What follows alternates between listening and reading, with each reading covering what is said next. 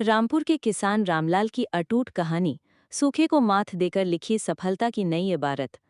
बिहार के रामपुर गांव में रामलाल नाम का एक मेहनती किसान रहता था। उसकी दुनिया उसके दो बैलों, खेतों और परिवार के इर्द गिर्द घूमती थी। हर सुबह सूरज की पहली किरण के साथ वो अपने बैलों को लेकर खेतों की ओर निकल पड़ता और शाम ढलने तक हाड़ तोड़ मेहनत करता। उसकी पत्नी भी घर खेत के कामों में उसका पूरा साथ देती थी। लेकिन एक साल मानसून ने दगा दे दिया और रामपुर गांव सूखे की चपेट में आ गया। धरती प्यासी थी और आसमान से आग बरस रही थी।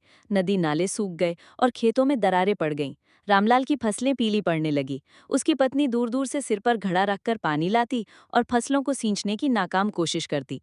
लेकिन उनकी मेहनत पर किस्मत का कहर टूट पड़ा। पहले तो बची खुची फसल में कीड़े लग गए और फिर चिड़ियों के झुंड ने हमला बोल दिया, जिससे सारी फसल बर्बाद हो गई। गांव में हाहाकार मच गया। सूखे और भुखमरी के डर से कई किसान अपने परिवारों के साथ शहर की ओर पलायन करने लगे। गांव के गलियारे सूने होने लगे। लेकिन रामलाल ने अपनी जमीन छोड़ने से इनकार कर दिया। उसका बेटा, जो नई पीढ़ी का था और तकनीक में विश्वास रखता था, उसे तकनीकी कृषि अपनाने की सलाह देता था।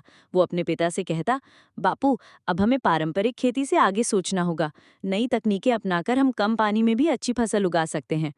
बेटी की बातों और अपने बुलंद हौसले के दम पर रामलाल ने एक बड़ा फैसला किया। उसने गांव न छोड़ने और अपनी किस्मत खुद लिखने की ठानी। उसने अपनी जमा पूंजी लगाकर अपने ही खेत में कुआं खोदना शुरू कर दिया।